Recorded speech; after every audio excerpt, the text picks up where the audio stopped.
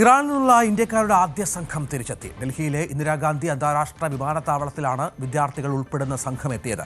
ഇറാനിൽ സാഹചര്യം ഭീതികരമാണെന്ന് പറഞ്ഞ ഇവർ ഇന്ത്യൻ എംബസിക്ക് നന്ദിയും അറിയിച്ചു. हमें आइडिया नहीं था, हमें इंटरनेट ही नहीं था. इंडियन एम्बेसी ने आप लोगों से कांटेक्ट किया था? इंडियन एम्बेसी से? हाँ, लेकिन हम खुद आए हैं फिलहाल. हमें कुछ आइडिया नहीं अभी. नहीं. हाँ, सुनने में आ रहा था बट हमने देखा नहीं कुछ. मेरी वाइफ आ रही है करबला इराक से और ईरान से, और मेरे ससुर जी आ रहे हैं, मेरी भाभी आ रही हैं. हम बहुत खुश हैं, आ रहे हैं, नॉर्मली आ रहे हैं, कोई डर के साथ नहीं आ रहे हैं, खुशी से आ रहे हैं. तो इसमें और फिर ऐसे मुकद्दस जगह से आ रहे हैं कि खुशी होने की तो बात ही है. അജയ് സുധാ ബിജു വിവരങ്ങളുമായി ചേരും. അജയ്, ഇറാൻ സംഘർഷഭരിതമായ ഒരു സാഹചര്യത്തിലൂടെ കടന്നു പോവുകയാണ്. അമേരിക്കയുടെ ആക്രമണം ഏത് സമയം ഉണ്ടാകാമെന്ന് പറയുന്നു. പൂർണ്ണമായും ഇന്ത്യക്കാരെ ഒഴിവാക്കുകയാണോ ലക്ഷ്യം?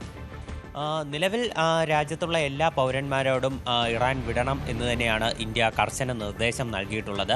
ഇത് സംബന്ധിച്ച് ആദ്യത്തെ ഒരു നിർദ്ദേശം വരുന്നത് ഇക്കഴിഞ്ഞ ജനുവരി 5-ാം തീയതിയാണ്. അന്ന് ഇറാനിലുള്ള എല്ലാ പൗരന്മാരോടും ജാഗ്രത പാലിക്കണമെന്നും അനാവശ്യ യാത്രകൾ ഒഴിവാക്കണമെന്നുമായിരുന്നു ഇന്ത്യൻ എംബസി നിർദ്ദേശം നൽകിയിരുന്നത്.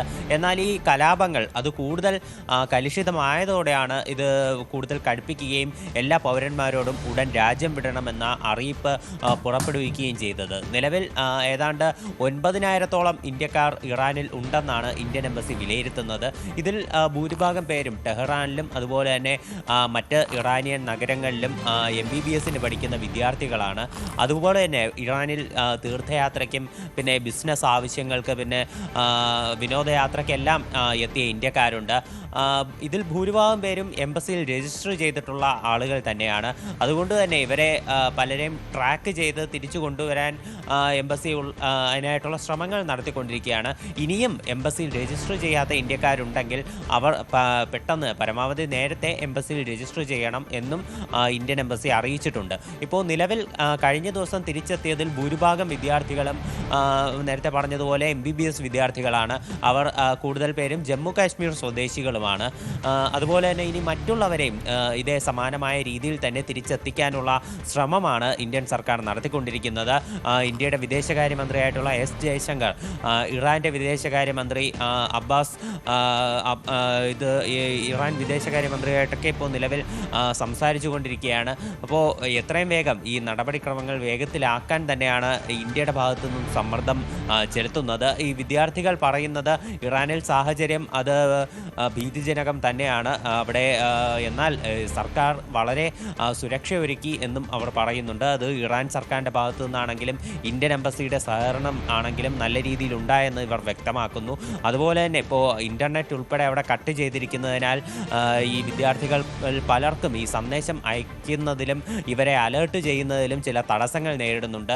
അതുകൊണ്ട് പരമാവധി അല്ലാത്ത മറ്റ് മാർഗങ്ങൾ ഉപയോഗിച്ച് ഇവരെ കണ്ടെത്തി സജ്ജരായി ഇരുത്തിക്കൊണ്ട് അടുത്ത ഷെഡ്യൂളുകളിൽ ഇവരെ നാട്ടിലെത്തിക്കാനാണ് ശ്രമം നടത്തുന്നത്. നിലവിൽ ഈ ഇറാൻ ഈ ആളുകളെ ഒഴിപ്പിക്കാൻ വേണ്ടിയിട്ടുള്ള അടിയന്തര ഓപ്പറേഷൻസിന് വേണ്ടി ഈ സിവിലിയൻ ഫ്ലൈറ്റ്സിൻ്റെ ഓപ്പറേഷൻ മാത്രമേ അവിടെ അനുവദിച്ചിട്ടുള്ളൂ. മറ്റ് എല്ലാ വിമാന സർവീസുകളും റദ്ദാക്കിയിട്ടുണ്ട്. ഇത് കാരണം ഇന്ത്യയിലുള്ള മറ്റ് വിമാന കമ്പനികൾക്ക് യൂറോപ്പിലോട്ടും അമേരിക്കയിലേക്കുമുള്ള യാത്ര അത് കൂടുതൽ ബുദ്ധിമുട്ടുണ്ടാകുന്നു, ചെലവേറുന്നു എന്നുള്ള പരാതികളും ഇതേ സമയം. ശരി, അജയ് സുധാ ബിജുവാണ് വിവരങ്ങൾ പങ്കുവച്ചത്. ഗ്രീൻലാൻഡിന്റെ നിയന്ത്രണം ഏറ്റെടുക്കുന്നതിൽ നിന്ന് US-നെ തടയുന്ന രാജ്യങ്ങൾക്കെതിരെ താരിഫ് ഭീഷണിയുമായി പ്രസിഡന്റ് ഡൊണാൾഡ് ട്രംപ്. 7 ഇരട്ടി താരിഫ് ചുമത്തുമെന്നാണ് മുന്നറിയിപ്പ്. US-ന്റെ ദേശീയ സുരക്ഷയ്ക്ക് ഗ്രീൻലാൻഡ് അനിവാര്യമാണെന്നും ഇതിനെതിരെയുള്ള ഒരു നീക്കവും അനുവദിക്കില്ലെന്നും ട്രംപ് വ്യക്തമാക്കി. ഇതിനിടെ ഡെൻമാർക്കിന് പിന്തുണയുമായി കൂടുതൽ യൂറോപ്യൻ രാജ്യങ്ങളിൽ നിന്നുള്ള സൈനികർ ഗ്രീൻലാൻഡിലെത്തി.